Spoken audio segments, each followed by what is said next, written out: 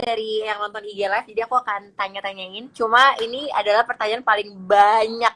Yaitu adalah, ada kepikiran nggak Pak untuk balik ke ranah politik?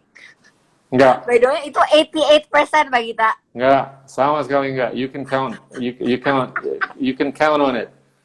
Kenapa? Gini, Why? saya Alasan tuh apa? Alasannya apa?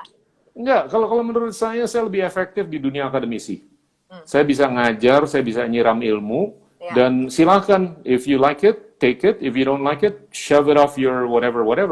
Terus kalau itu bisa bermanfaat, gunakan untuk masyarakat luas atau kepentingan yang lebih luas. Kalau menurut saya itu lebih simple dan workable untuk saya. Oke. Politics requires a commitment not only from yourself. It requires commitment from your whole family, including your spouse and children and grandkids and whatever. Iya kan? And I think you know what I'm talking about. Iya kan? Dan itu nggak gampang. Iya. Berarti keluarga juga nggak mendukung untuk Pak Gita balik ya? I didn't say that. I'm just saying that it requires wholehearted commitment from everyone in the family. Dan kalau menurut saya lebih rasa efektif dan aman di dunia akademisi. Gitu. Akhir-akhir ini saya agak sedikit lebih banyak ngomong di media karena saya ingin menyalurkan pikiran-pikiran berdasarkan diskusi ilmiah saya dengan teman-teman dosen yang menurut saya perlu didengar, nggak perlu ditangkap atau diambil atau dipakai. Itu aja. Oke. Banyak juga Pak yang bilang katanya Pak Gita lebih aktif dong di Instagram. Katanya Pak Gita kurang aktif di Instagram. Katanya sering-sering IG live dong Pak Gita. Jadi kita bisa menyerap ilmu lebih banyak dari Pak Gita di Instagram. Siap. Jangan Twitter terus. Pak Gita mainnya Twitter terus. Iya, karena kelompok umurnya beda. Yang muda-muda ini pertama kali gitu, saya pakai IG live nih hari ini. Iya, by the way, thank you so much ya Pak Gita. Iya. Oke, Pak, ini ada pertanyaan. Selain minimalkan biaya, upaya agar usaha tetap berjalan di masa seperti ini apa Pak? Selain tadi itu cut cost, apalagi? Ini yang nanya UMKM nih Pak. Iya, just focus on simple consumable things. Dan things itu bisa termasuk barang dan jasa, ya kan? Jadi kalau mau mikirin bisnis model gitu, ya mikirin hal-hal yang pasti akan terkonsumsi. Dan itu bisa jasa, bukan barang saja. Dan kalau jasa banyak sekali. Dan sekarang gini loh, Indonesia tuh kurang kelihatan konten, ya kan? Begitu banyak orang sekarang nonton Netflix sampai di beberapa negara aja broadbandnya dibatasi. Di Filipina itu di kota broadband. Jadinya ada rumah tangga tuh nggak bisa nonton Netflix lebih dari batas tertentu karena broadbandnya dibatasi. Nah, itu kalau menurut saya, kalau saya lihat Netflix itu jauh lebih kaya dengan konten-konten Korea, India, dan Jepang ya, Amerika dan Eropa.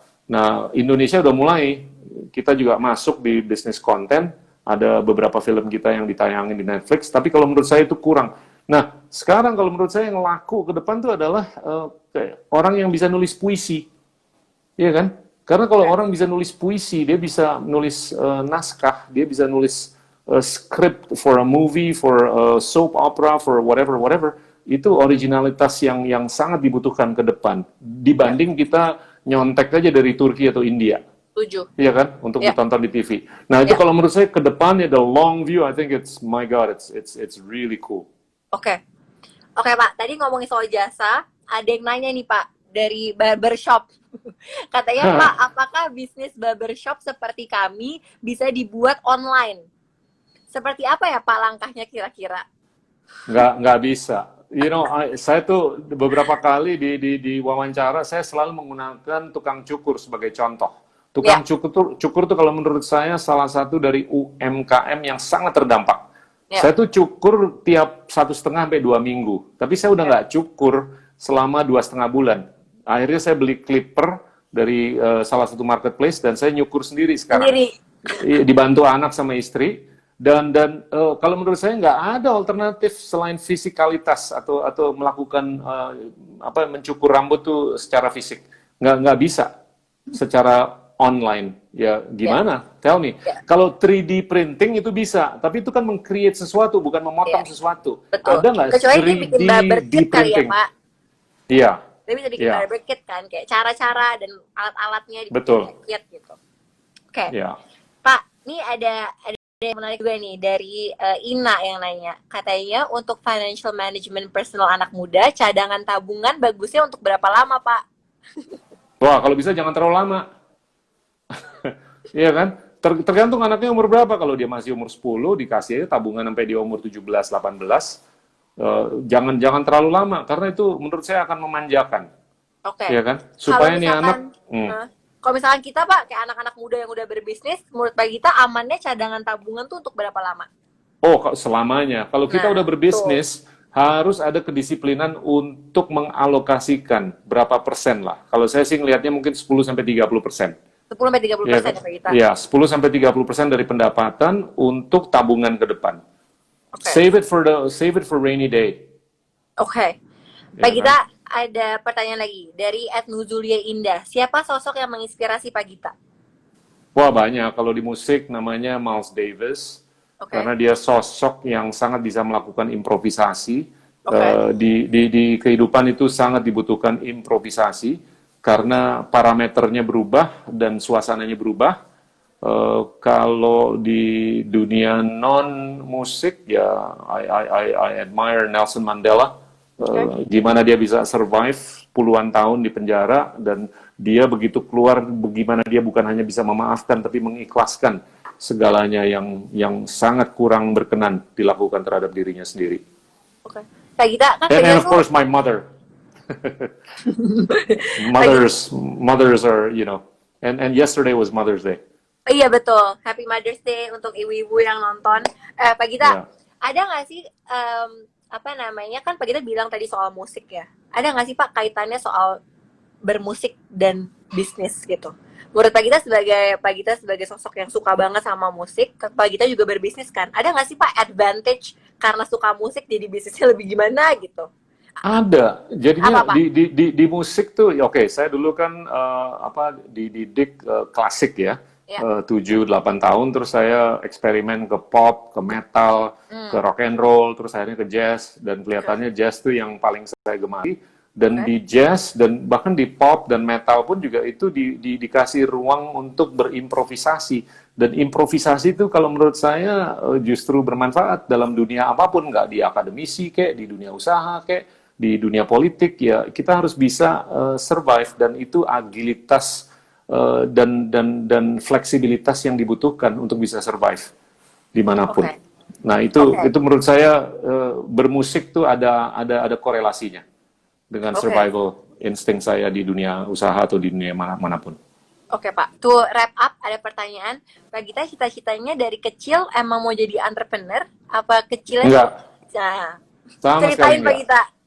No. I mean, ever since I was small, I wanted to be like Jimi Hendrix. Saya cita-citanya mau jadi musisi, dan saya sampai dapat beasiswa untuk sekolah musik di Amerika. Tapi begitu mau lulus nggak boleh aja sama ibu saya.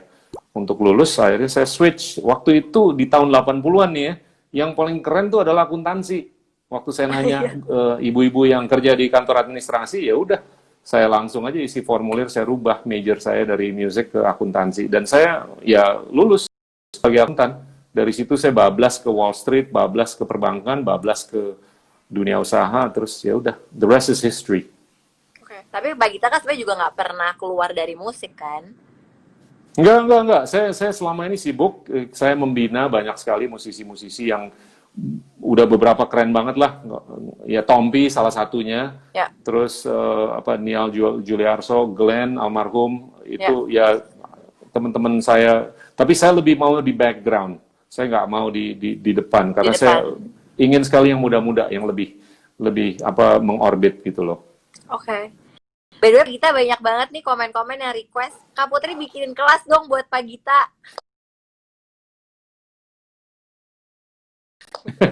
Jadi kayak nanti aku akan WhatsApp Pak Gita lagi karena kayaknya kita harus bikin kelas deh Pak Gita. Boleh. Ya, kita harus. Happy to do. Iya, oke. Pak Gita, kan nih acaranya ngobrol sudah sore kerjasama sama Telkomsel Pak. Jadi kita setiap episodenya Telkomsel akan mendonasikan 28 juta untuk penanganan COVID-19 kemanapun yang Pak Gita pilih. Pak Gita mau Telkomsel mendonasikan kemana Pak? Atau kalau untuk menurut apa? saya yang paling di lini depan untuk menanggulangi COVID-19 termasuk perawat dan dokter itu sangat harus diapresiasi mereka. Oke Pak. Ya, Jadi perjuangannya luar biasa. Oke, jadi Telkomsel akan mendonasikan ke situ ya Pak. Nanti kita akan carikan, nanti aku akan WhatsApp lagi sama Pak Gita untuk memilih tempatnya. Oke. Pak Gita, thank you so much udah ngobrol sore bareng aku. Nanti pokoknya Pak Gita janji ya kita bikin kelas ya. Done. You got it. Oke. Thank you so much Pak Gita. Thank you. Bye Putri. Bye Pak Gita. Bye guys. Oke, seru banget episode hari ini. Belajar banyak banget sama Pak Gita Wirawan. Tadi banyak banget yang udah ngomong, Putri bikin kelas dong, Pak Gita bikin kelas dong. Oke, nanti Kreatifpreneur akan kerjasama ya sama Pak Gita. Kita akan bikin kelas sama Pak Gita Wirawan. Thank you so much teman-teman yang udah nonton, yang udah belajar bareng sama gue, karena hari ini gue belajar banyak banget dari Pak Gita Wiryawan. By the way, ini episode paling deg-degan gue. Jadi, it was so fun talking to one of my mentor. Jadi, terima kasih banyak. Jangan lupa, masih ada episode-episode berikutnya setiap hari Senin jam 8 malam. Dan kita akan bakal terus cari arti bareng Telkomsel juga untuk lebih memahami apa yang menjadi tujuan hidup kita dan bagaimana kita bisa berkontribusi untuk lebih banyak lagi orang dan bisa bermanfaat untuk banyak orang juga. Nah, di program ini Telkomsel senang banget setiap episodenya akan mendonasikan total 200 juta untuk penanganan COVID-19 ke pihak yang dipilih oleh narasumber. Jadi jangan lupa tonton terus setiap hari Senin. Dan kalau misalkan kalian juga mau berdonasi, mau juga sekecil apapun itu, kalian bisa juga donasi melalui penukaran Telkomsel Point di aplikasi My Telkomsel, juga melalui menu akses bintang 811 pagar. Untuk teman-teman, tadi ada banyak banget pertanyaannya. Nanti akan kita pilih 3 pertanyaan terbaik. Nanti tim aku, Sasha, akan langsung DM, dan kalian akan mendapatkan saldo Rp300.000, link aja. Terima kasih banyak udah cari arti bareng gue di Senin ini. Sampai jumpa di Senin depan. Dadah, thank you.